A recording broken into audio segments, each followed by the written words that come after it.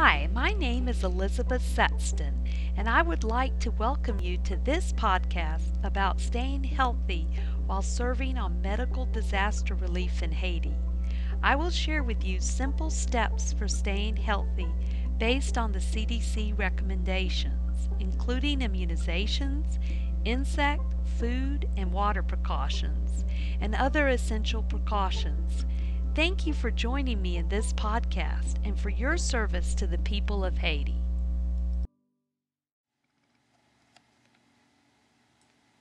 I would like to share with you about some of the things that you can take with you to Haiti to help stay healthy. There's of course many different brands, but I just want to give you an idea of what you can take. First, it's the clothes that I'm wearing.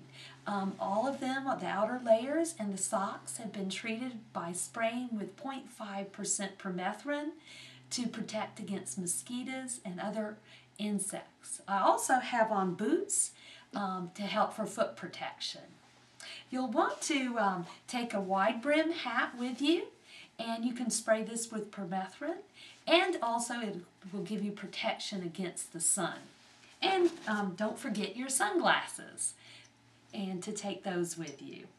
And in my pockets at all times, I keep certain items, a small can of deep bug spray, and I also keep hand sanitizer because you'll need that at many times during the day. And you want to take a larger bottle that you refill in the evening. Another thing I have in my pocket is some gloves, disposable ones for universal precautions. And you want to take with you also your toilet paper because you'll need that. On your skin that's not covered, you'll want to have sunscreen at 30 SPF, and then afterwards you put your DEET bug spray of about 30 to 50%. For your bedding, you need to have a bed net, and there's the type that you hang over your bed and you tuck underneath, and there's also the type that is more like a tent that's self-standing. Both types you need to treat with permethrin. You'll want to also take 2 1-liter water bottles, and you'll be drinking at least 2 liters of fluids a day, and probably more like 4 liters a day. And that's to keep your urine light colored and to be able to urinate every 3 to 4 hours. And you'll want to alternate your fluids between water and other fluids like Gatorade, Tang, Kool-Aid to replace your salts and minerals. All water you want to treat to disinfect with iodine or with chlorine dioxide. And especially if you have thyroid problems, you need to use the chlorine dioxide. Now we will talk about immunizations, including that you need to take the typhoid vaccine. Make sure you have your routine immunizations, your tetanus diphtheria booster in the last 10 years, hepatitis A and B, and a PPD within the last year. Then repeat the PPD 8 to 10 weeks after your trip. Check your local health department about getting the immunizations you need or a travel medicine clinic. At the cdc.gov/travel website, you will find out the location of travel medicine clinics. You also can get a lot of useful evidence-based information that will help you stay healthy while serving in Haiti. Dogs and other mammals can carry rabies, so please do not touch or get close to animals. If you do accidentally get scratched or bitten, wash the area with soap and water right away and see a doctor. You may need rabies post-exposure treatment. You also do not want to get bitten by mosquitoes as they carry malaria and dengue fever. Use a permethrin-treated bed net. Spray your clothes with 0.5 permethrin before travel, and use 30% DEET bug spray on your exposed skin. In all areas of Haiti, you need to take chloroquine to prevent malaria. You take it once a week, staying 1 week before your trip, and continue for 4 weeks after your trip. There is no prophylactic medicine to protect you from dengue, so it's even more important to follow the insect precautions. Be aware of the symptoms of dengue so you can get medical care. They include high fever, chills, headache, muscle pain, rash on your trunk and arms, nausea and vomiting, and bleeding manifestations.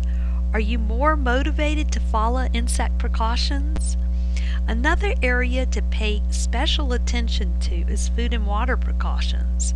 I'm sure you'd rather spend your time helping the Haitians than in the bathroom or the latrine or the bushes. Flies place human and animal excrement on your utensils and your food, so keep these things covered.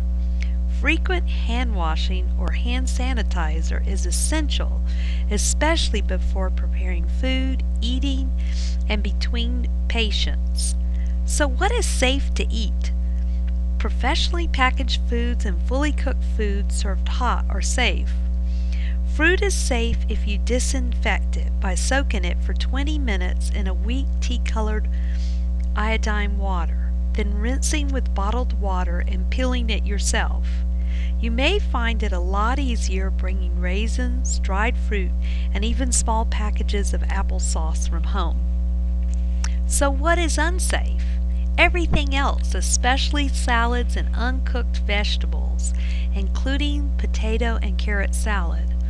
Also avoid foods from street vendors, dairy products, unless you know they're pasteurized, undercooked meats, and fish and shellfish. What is safe to drink? Usually bottled water depends on where it was packaged and if it was sealed. The safest thing is to treat it with iodine or chlorine pills for 30 minutes. You can always boil water for 1 minute, and that is why hot drinks like tea and coffee are safe.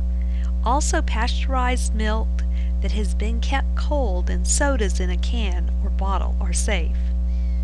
Everything else is unsafe, including tap water, even for brushing your teeth, fountain drinks, ice cubes, and homemade juices. Another thing to remember is to practice universal precautions just like you would in the U.S. There is a high prevalence of HIV and hepatitis B in Haiti, so universal precautions are essential. Go prepared and consider that you're in a different environment clinically, so plan how to use your space safely. If you do get a needle stick or cut, make sure to wash the site immediately with soap and water and consult with a knowledgeable person to determine if you need to start post-exposure prophylaxis. Also, there is a high prevalence of TB in Haiti, so take N95 masks to use with symptomatic patients or patients known to have TB. Many patients with TB may be off their medications due to the earthquake. Another precaution involves traveling in Haiti, and it will not take long for you to realize the risks once you get there.